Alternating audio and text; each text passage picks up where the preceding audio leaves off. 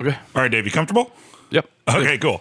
All right, so right now, Dave and I are actually sitting in my living room watching the encore presentation of the first episode of Better Call Saul, getting ready to watch the second episode of Better Call Saul, but I think we have to make a couple corrections on things that we didn't quite pick up on the first episode. Yeah, I just got here and set up, and Flood's like, let's record this, so I don't know what's about to happen. So let's go.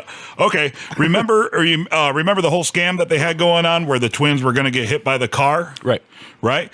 Me and my wife, Kristen, watched it again today, and it was a different car that the kids threw themselves in front of. Okay, So I thought I mentioned that in the podcast. I don't remember hearing it. While we were watching it. I thought I mentioned that it might be like a similar model. It's not the exact car. Right, but then I went on to say that she was like the housekeeper for the people. Right. So she's the housekeeper, but here's the thing is when you watched Uno, the first episode, you can distinctly it shows Betsy, who's the woman that meets with Saul in the diner with her husband. Right. It shows Betsy getting into that car, and then the kids jump in front of the... So by coincidence, they actually jumped in front of a similar model or same model car, the same color. It never showed what happened to Betsy after she left the driveway. So it was Betsy in the car pulling out of the driveway. It showed Betsy getting in the car, and then Saul leans over, looks at his phone, calls the twins, and then it cuts to the twins, and they jump out in front of a brown station wagon. Okay. Baby shit brown, as they called it. Wow. Right? Nice. Right? I think that totally passed us up. I think you were on the right track there. But watching it again today, I was talking to my wife. I'm like, how the hell did we miss that? It was an old lady getting into the station wagon. Right. But we didn't because it showed Betsy getting into the station wagon. Then the twins just happened to jump in front of another car, the same make and model and same color. So it's a hell of a coincidence. Yeah. But that's how he ends up at Tuco's grandma's house. Oh, well, nice catch. Nice catch. Yeah, not bad. And that was all my wife, Kristen. Good job, Chris. Thanks. And also, we talked about the match. We actually thought it was like some sort of misprint. No, I should have corrected you. I caught that right away. It's just the fact that it says McGill.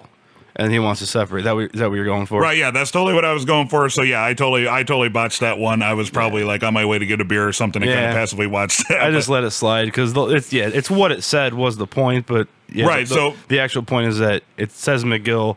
He wants to differentiate himself from the law firm. Well, he doesn't or his brother wants him to separate. Yeah, the Howie, the guy from the law firm who met with Chuck, kind of was pressuring Chuck to get Saul to change his law firm practice name. Right. And I didn't fully pick up on that. For some reason, I thought that it was a typo or something, or he just... No. But nope, it was totally just... they're looking to differentiate the names for name recognition and such. So I totally botched that, but I caught it today, so... Nice. Well, I think I'm actually all caught up now on my stupidity for episode 1. So I'm ready to go for episode 2. As they say in the biz, that's a couple of nice snatches. Yep. Nice. All right, Dave. So real quick before we sit down and watch episode 2, a couple questions for you. Yep. One, real quick prediction. I keep leaning forward because my microphone is slipping. All right, I'll make this quick. Screw the question. Do you want a beer? No, I'm good. All right, let's go. Your customers are gone and your store is on the rocks. Spread around the gas because it's time to torch the stock. But you gotta move quick before you singe your own hair. Who knew there was a homeless guy sleeping in there? Better call Saul. You better call Saul. All right, ladies and gentlemen, this is It's All Good, Man, the Better Call Saul podcast. I'm Brian, and I'm here with my co-host, as always, Dave. Dave, how are you doing this evening? I'm feeling pretty good today, and I am ready to go. All right. Dave and I also co-host the Nothing Important podcast. You can find that at www.nothingimportantpodcast.com. And we're also partnered up with calltosaul.com. So if you want to hear our podcast on there or see any insights, rumors, news, spoilers, you name it, go to calltosaul.com. All right, Dave. So that was the second official Better Call Saul episode. Yeah, I really dug that one. There's a lot of different pacing on that one than it was the first one, right? Yeah. Kind of focused more on a fewer scenes.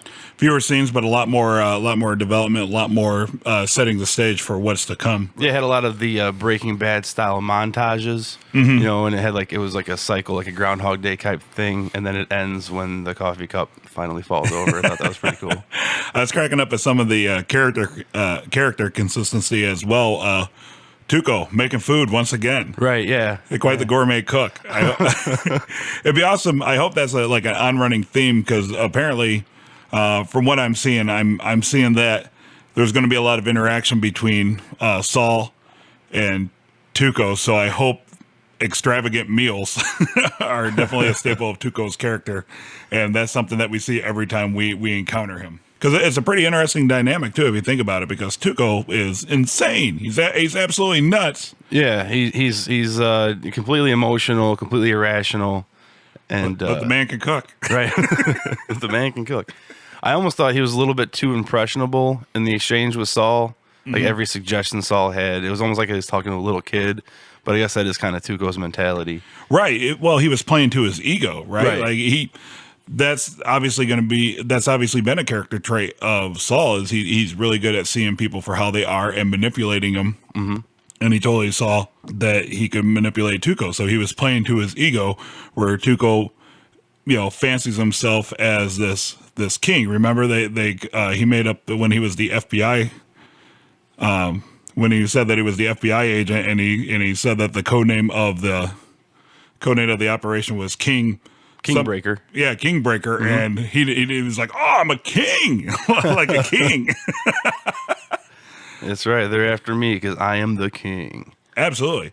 So that's great. So that's a lot of insight to how Saul starts honing those skills. Right. And the first time he weasels his way out of like that life-threatening situation. Right. With using his words and absolutely, and then barters down the punishment from from death to one broken leg each, which was absolutely awesome. That was one of my main concerns was how are they going to because prequels typically suck, right? Right. Like, prequels usually. Always because we talked about shoehorning stuff in. Right. Whenever anybody needs to make a prequel. A lot of times they don't make it as organic and they try to shoehorn in all these different elements that were established in the storyline that came after the prequel. And I think so far they've done a great job of making it feel organic and true to the characters and not just doing something for the sake of doing something. Like the slower pace of today's episode really allowed them to organically develop those traits. Right. As opposed to just like a one-off where Saul would give like a smart line and then all of a sudden the character comes out and it's like, oh yeah, that's totally me. Like, no, there was a definite build up there. Like they let it ride. Yeah. And you're starting to see that he is not Saul Goodman yet. No, not yet. Definitely not there yet, but he's but you can see there. the wheels are turning. Right. Absolutely. Right. Especially the part at the end where he says, I'm a lawyer, I'm not a criminal. Mm-hmm. But in Breaking Bad, Jesse says you need a criminal lawyer and he's talking about Saul Goodman. So Jimmy McGill's not a criminal. Saul Goodman's probably going to be the criminal. Right, yeah. Like the little light bulbs are starting to go off, right? Yeah, because he even turned it down. He turned down the finder's fee, because he was just trying to get a client. He wasn't looking for the payout from them. He wanted the payout through court. Which is the first instance of the finder's fee. Remember when he talked to Walt in Breaking Bad, when he was helping him launder the money, there was a finder's fee for everything. Right. And he was all about it at that point, Right. So Nacho gave him the idea for the finder's fee. I really like how they're taking their time planting the seeds. Yeah. Like they're not just trying to rush through it because everybody knows the character. They're really taking a deliberate pace to build it up. They're not going for the gusto, I guess. Like, hey, you know what? We know you guys, who this character is, but we're going to treat it as if you've never seen this character before, which is an absolutely smart thing to do. There's no, there's like foreshadowing and little character traits, but there's no like, wink wink moment where it's like, oh, that all makes sense. Right. It's more of like, oh, that must be the stepping stone of how he gets to what we saw in Breaking Bad. Yeah, like the montage where he's getting frustrated as being a public defender and doing all these cases for $700 a pop. Petty with a prior. Right, and that was just over the case in that instance, right? The kid stole a piece of pizza, but the prosecutor really wanted to hammer the kid because he was a petty with a prior. Right. I Awesome. got the impression it was different cases against the same prosecutor. I don't know if that's like a city attorney, how that works, but it was like, Really? I like thought there's they all these little BS cases. And every time he's just like petty with a prior. Petty with a prior, yeah. He finally broke him at the end. He finally got a deal at the end after trying on all these different cases. Right, yeah. So, he's sparring. We talked about how he was kind of shadow boxing in the bathroom last episode, and what I took from that montage is, like a fighter, right? A fighter just doesn't go into the ring and start boxing and punching people in the face, right? There's a lot of shadow boxing. There's a lot of sparring that you do with partners. You gotta get your character, your emotions built up. Yeah, you got to build your chops. You got to take a couple licks, and that's essentially what he's doing. That bathroom appears to be his locker room. And he psychs himself up. He does it's showtime, which is from what, Dave? It was a movie reference for All That Jazz, which I have not seen. Thank you, Google. Right. So like he's building up his persona. He's honing his skills, and it's great. We're 2 episodes in, and we have yet to see Saul Goodman. It's just straight up still Jimmy McGill. Yeah, absolutely. I also like how we talked about actually before we started recording this episode too, the station wagon, right? How they cleared that up? Yeah, how they cleared that up. Actually, yeah. And so my wife Kristen, remember we were talking before, she said, well, maybe it's kind of like how there's like the GMC model of the S10 and then the Chevy S10, but they're known as different things, right? Like the GMC is the Jimmy and the Chevy is the Blazer. Yeah, exactly. And Kristen was 100% correct. Yep. The Betsy's car was a Mercury with a license plate 401 PND, and the car that they jumped into the windshield on was a Ford with a license plate 493 BHS. Ah, there you go. So I was trying to catch that, but my eyes deceived me. Right. So essentially, right, it is the same make of car with minor differences. Right. And you were onto something because when we were watching episode 1, before episode 2 started, you were looking at the emblem on the front of the vehicle, and you're like, well, it's a Ford.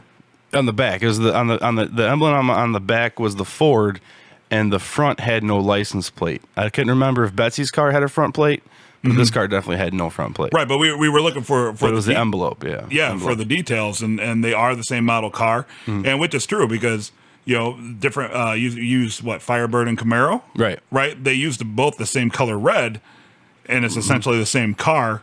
It's just like minute different features, like the shape of the taillights and such. Right, and that's totally what happened. So, giant coincidence, right? And that set everything into motion. So I hope episode 3 on the next episode of Better Call Saul, it actually shows him revisiting Betsy and her husband. Yeah, they're going to be involved, and it appears, I don't know, he talked about de-escalating things. And it showed, I believe it was Nacho in a holding cell or an interrogation room, right? Whatever you call those things with Jimmy. Yeah, and he kind of flinches at him. Yeah, right. But what I'm getting at is, well, hopefully episode 3 we see what happened in between Saul staking her out and the twins jumping on the car. See, I don't think you're going to get that. I think they're going to leave it as a simple case of the wrong car. I would bet that they do something really menial. It's probably something really mundane. I smell a wager. Smell a wager? Yeah, someone gonna put their money where their mouth is. Dude, I have like $3 in my wallet. Well, not actual money, but that's good because I don't actually have $3. But I'm just saying I could see a scene play out where it shows Betsy getting into her car, driving down the street. She makes a left-hand turn, and then Tuco's grandmother just happens to make a right-hand turn on the right-hand street. That's very possible. Classic example of wrong place at the wrong time for everybody involved. She got her windshield smashed, and the twins jumped through the wrong windshield and set everything that we saw tonight in motion. To go even deeper.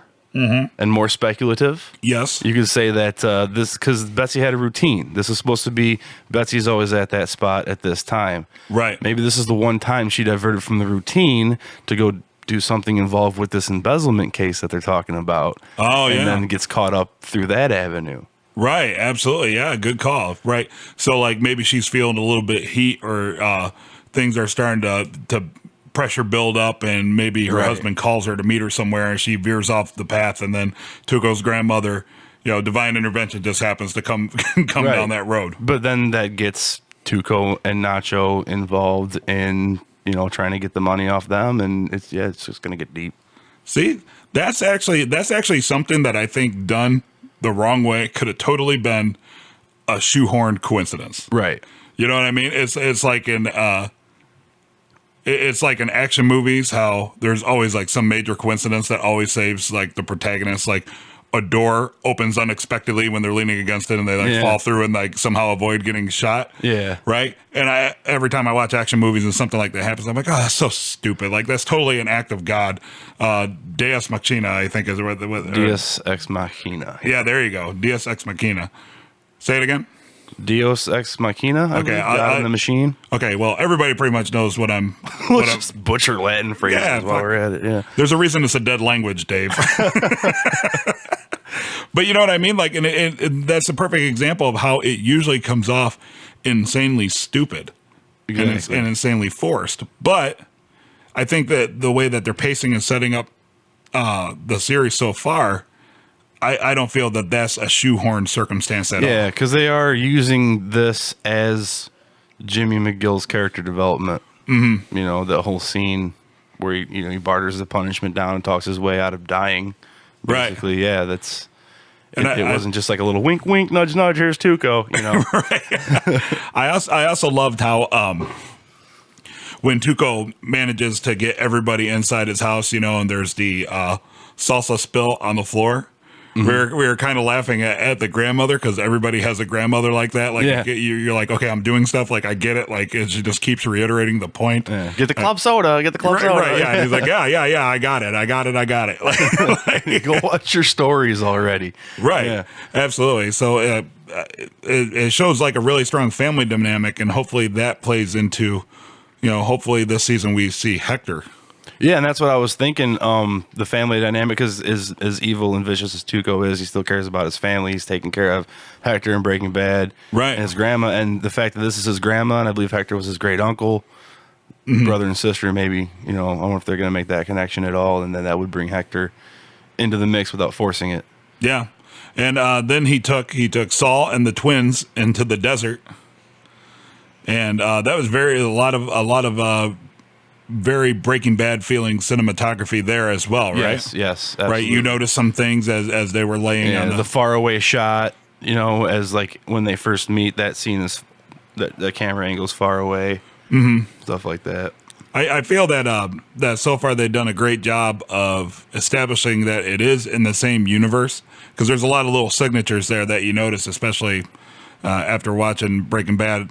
Binge watching like we did on Netflix. It might not seem as much as like had we just watched it, week by week by week, season by season, but if you watch 5 seasons of a TV show over the course of 2 weeks, you start to notice little ticks. And I think for those of us that kind of binge watched it, we're kind of a little bit more familiar with those ticks. And then now watching Better Call Saul, you notice little things like the weird camera angles and how it pulls in, and just the cinematography in general.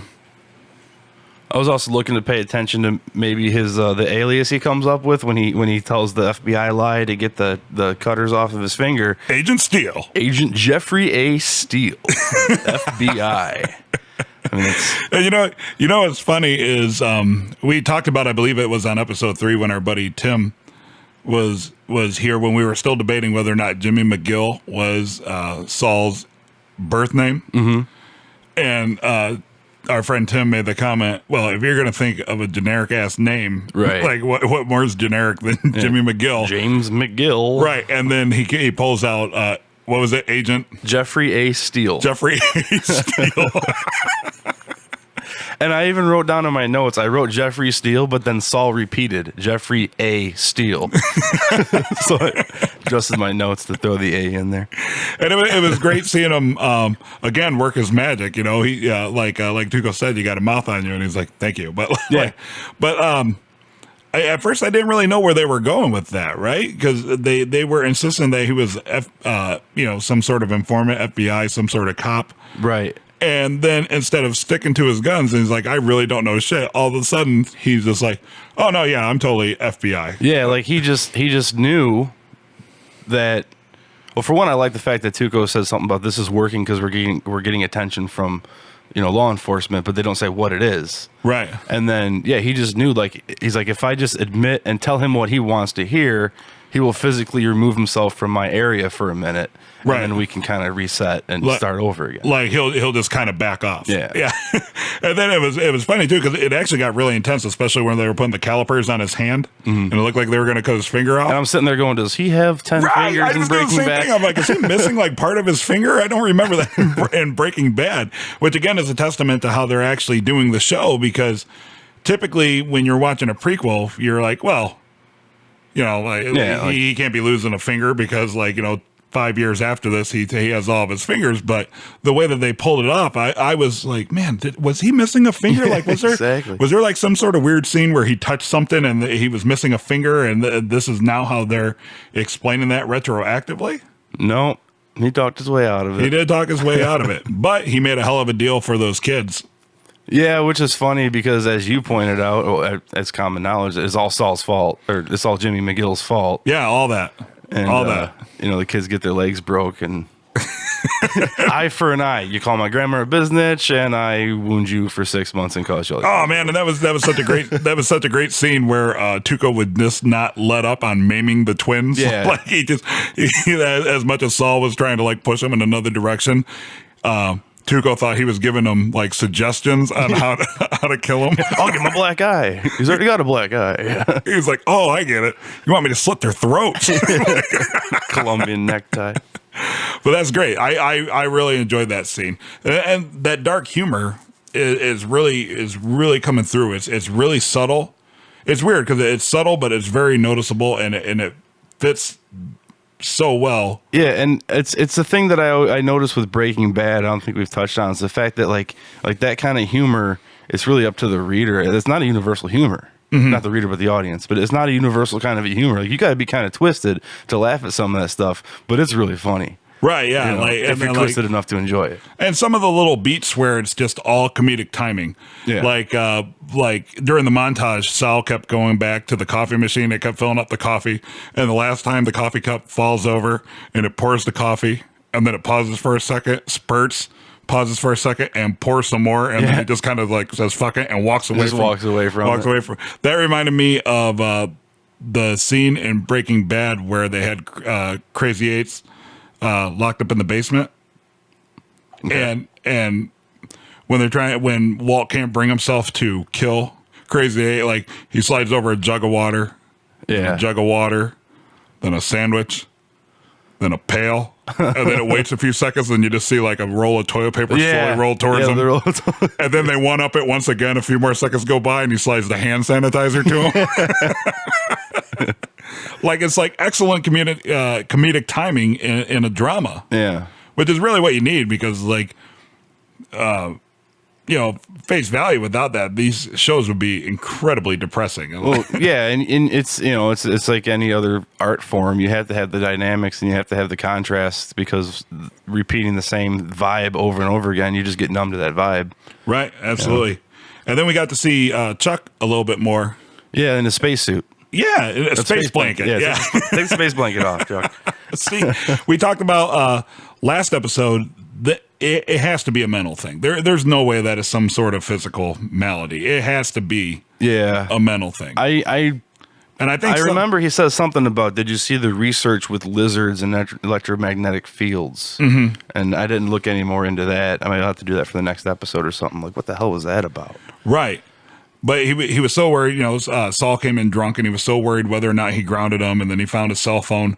Just randomly chucked it into the yard. Right. Yeah. And the brother dynamic between the two, it's we talked about how there's a little tension in the brother dynamic, like Chuck is obviously the super good guy, but is like some weirdo about electromagnetic fields, and Sal is obviously not the most stellar of people, but they care for each other. Yeah. But you can see some of the rifts, like right in the first episode, they had an argument about what to do and how to handle his hiatus from work and like he should sell out or financial situation. Yeah. Who's really taking care of him.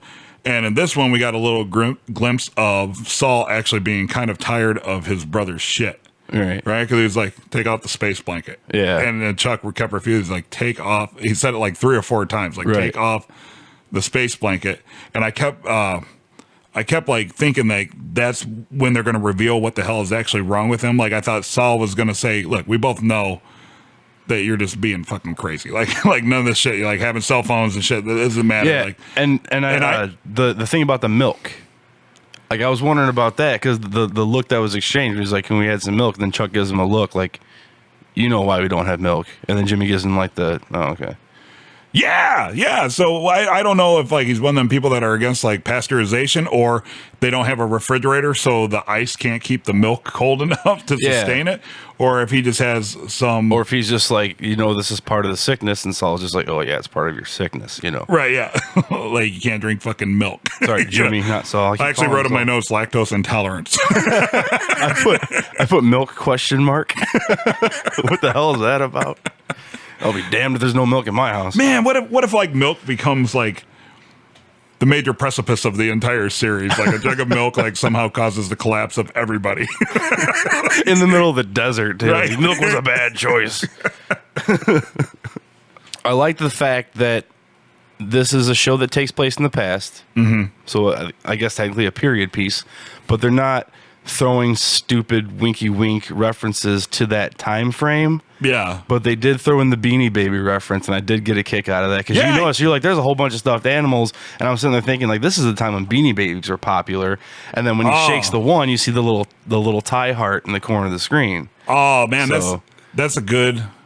Yeah. That's a good call. That's a little... I like those kinds of little details, right? Yeah, little details. Yeah, because when he was talking to the receptionist, like you could see over her shoulder on top of the file cabinet, there was just like a big stack of stuffed animals. And yeah, I was like, oh man, that chick really likes stuffed animals. Yeah, but it wasn't like the Ford Esteem thing. They zoomed in on the word esteem. Yeah. Like you're going to get this joke, which you didn't get, but I did. Thank you. But yeah, the Beanie Baby thing, like stuff like that, it's all kind of in the background, little like the tie thing. You could barely, it's like half of the tie thing. It wasn't even the whole heart. Right. Okay, and then towards the end of the episode, we finally do get to see Sal's actual living quarters. He went from, he passed out on Chuck's couch. Right. But towards the end of the episode, you see him walk through the nail salon. The nail salon. And he like shifts his desk, put the chair on top of it, and he pulls a fold-out couch. So we finally got to see where he lives.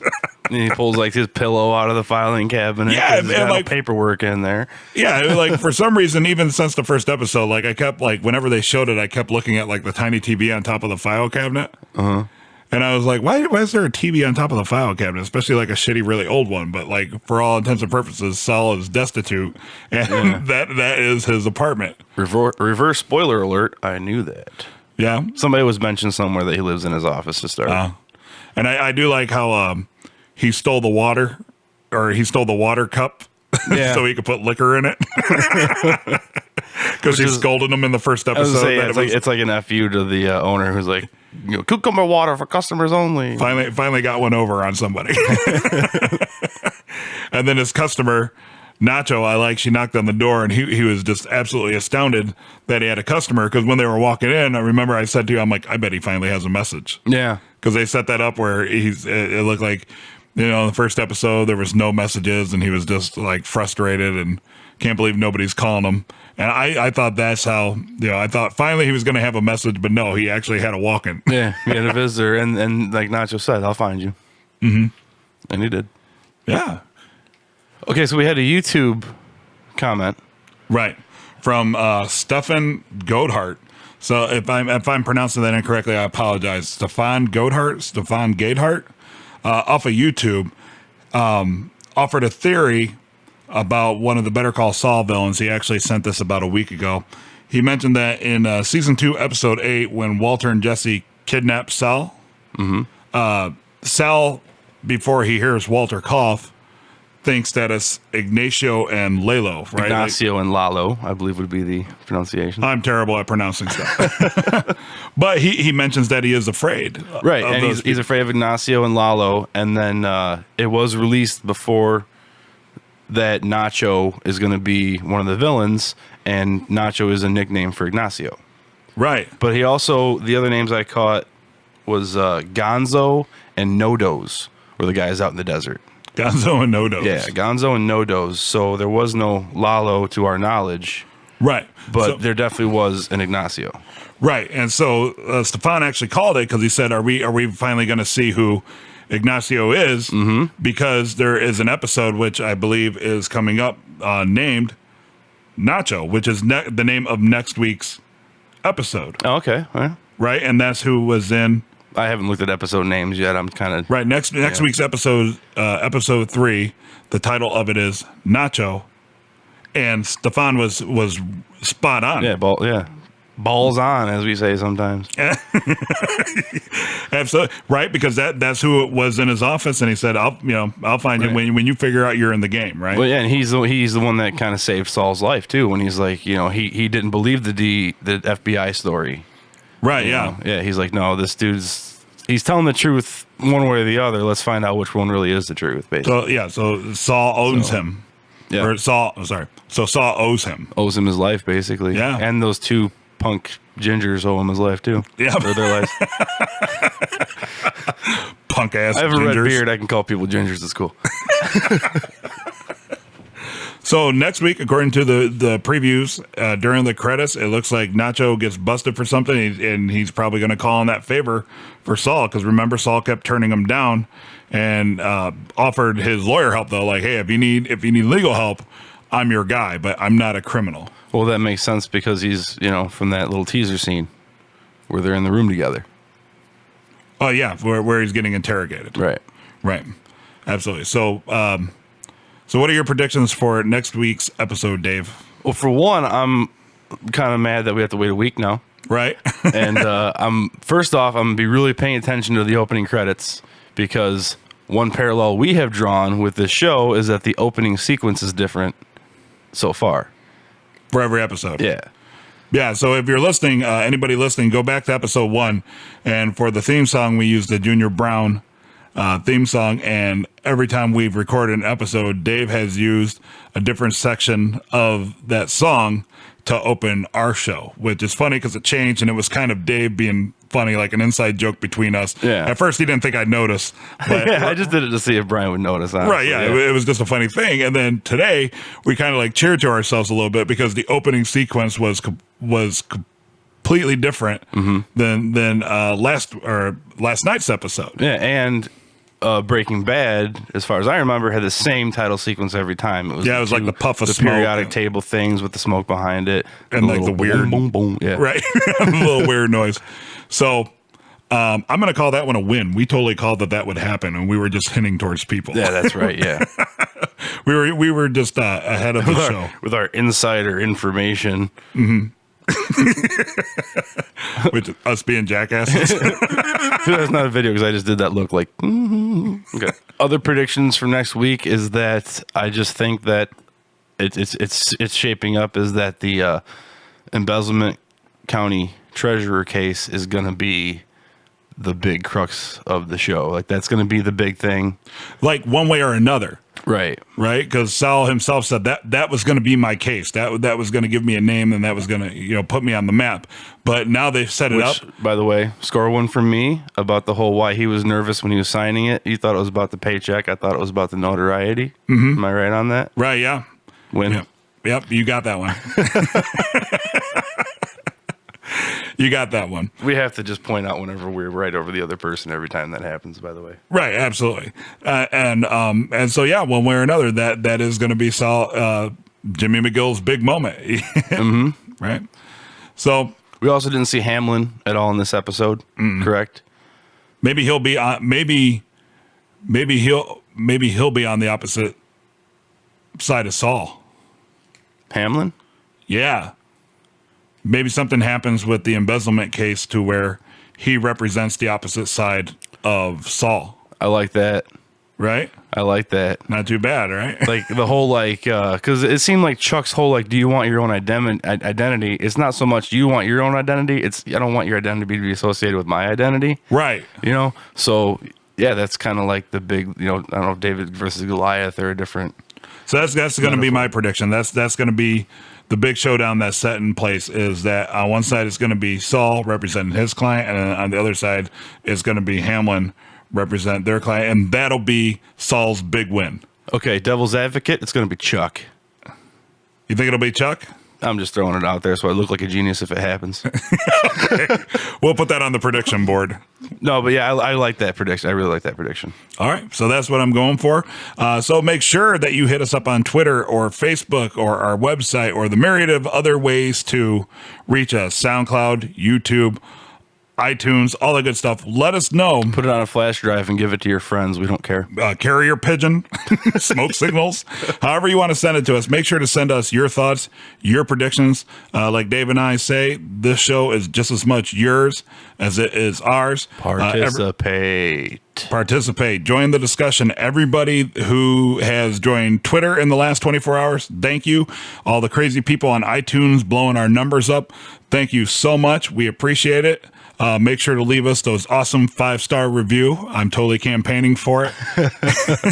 I like the 1-star reviews and the 2 stars because that just means you're listening to what the hell we're doing. Mm-hmm. We are a 2-star show. Now our scores are just going to plummet. Well, when Tim's around, we're a 3-star show. Right, yeah. Well, averaging 1 star per host.